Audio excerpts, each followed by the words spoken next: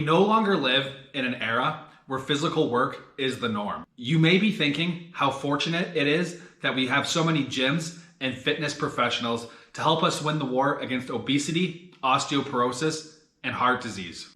The truth is that most exercise programs do not have a structure that allows you to optimize its benefits. Very few exercise programs have the means to measure goals, progress, and ensure that you exercise safely. Many current trends are geared towards class participation, not individualism, which is a huge problem and often involve dangerous stunts like flipping tires or pushing weighted sleds. And when you get injured, not if, when you get injured, those same fitness experts won't be able to help you. In my opinion, group training and businesses like F45 or any of these other class participation exercise models are absolute garbage and a total waste of your time and hard-earned money. These programs are not rational, productive exercise, and they are not exercise by definition. Exercise is a specific activity that stimulates a positive physiological adaptation to increase or maintain physical fitness. Physical fitness is your body's ability to do work without fatigue and to resist preventable disease and illness. The physiological adaptations we are looking to stimulate with productive exercise is the development of dense bone and muscle, as well as muscular and cardiovascular endurance. Although group training does not fit the definition of exercise and will not stimulate those physiological adaptations we are looking for, due to emotional attachment and successful advertising, the general public believes that these things are effective and will help them in their quest to fight obesity and improve their overall health. Emotional attachment and preference doesn't necessarily mean that it's correct or that it can hold up against science. Exercise science is a sound discipline like dentistry, physiotherapy, massage therapy.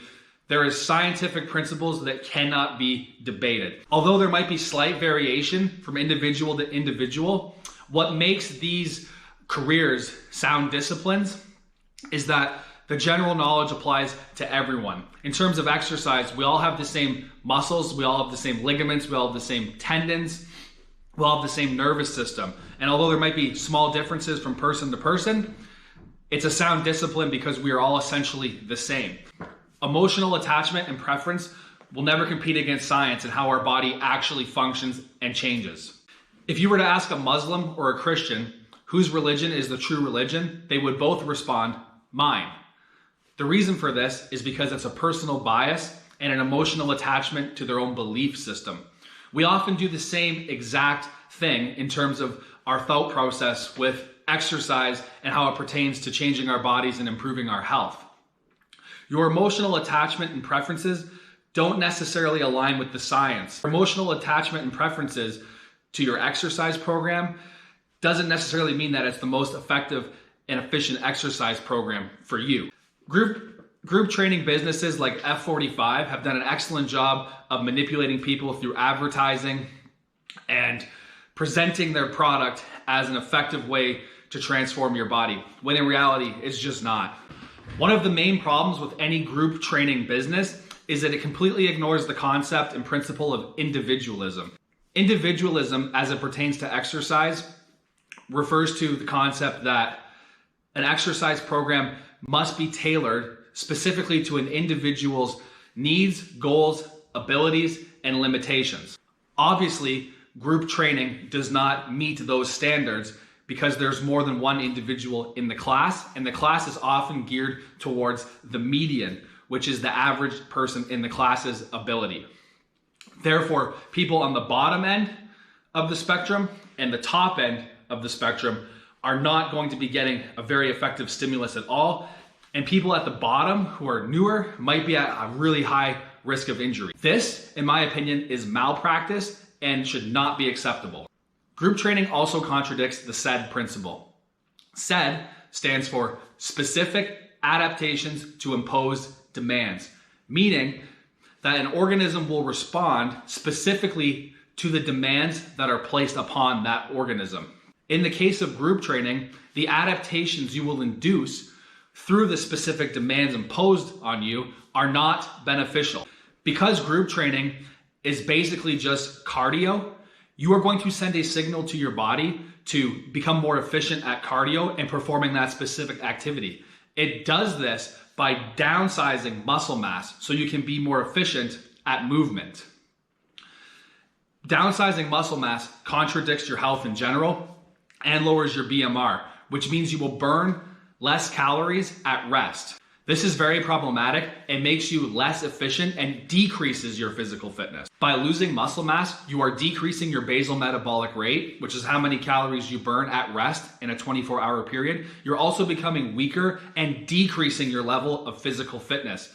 This is contradictory to what your goals should be. I personally have a client of mine right now who does one high-intensity training session with me per week and goes to F45 once with her friend on the weekend.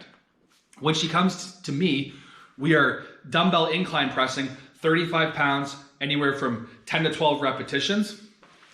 When she's at F45, because she's so exhausted from all of the cardiovascular demands that are being imposed on her, she can only use 10-pound dumbbells to satisfy the program that she's following there.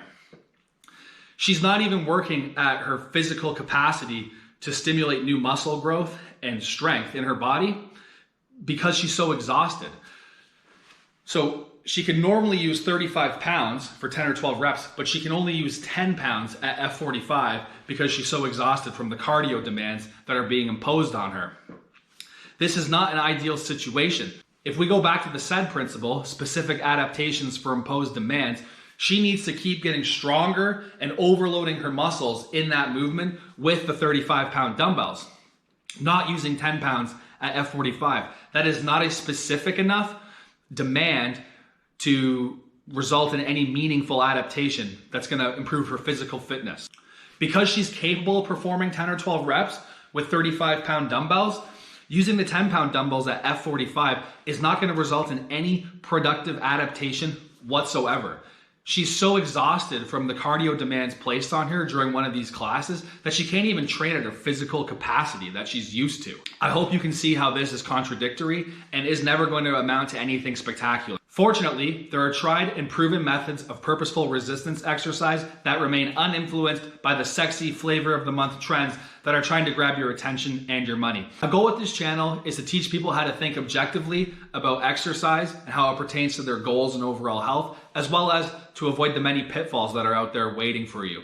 If you're looking for rational, productive exercise, shoot me a message. I'm accepting new clients all the time, and I'd be happy to help or answer any questions you may have. Thank you for watching. If you like this, please like, comment, and subscribe to the channel, and I will see you in the next video. Oh, one last thing. If you're gonna make the argument that Mark Wahlberg is invested with F45, that's great. I can promise you that Mark Wahlberg, when he was training for his roles in Pain and Gain and other movies where he had to be more muscular, he wasn't training at F45. He was training with a more bodybuilding style program that was specific and direct for his goals, and he was probably using anabolic steroids. So don't believe everything you see. Don't fall for everything these fitness influencers are saying. Look to rational science and experts who are going to help you, not try to sell you something that's sexy and just the flavor of the month. I love Mark Wahlberg, but the reality is he didn't get jacked going to F45. In fact, I've never seen anybody jacked at F45. He was using a bodybuilding style training, which is very specific and direct for building lean muscle tissue, and he was probably supplementing with anabolic steroids. That's just my 2 cents. I hope this helps. We'll see you later.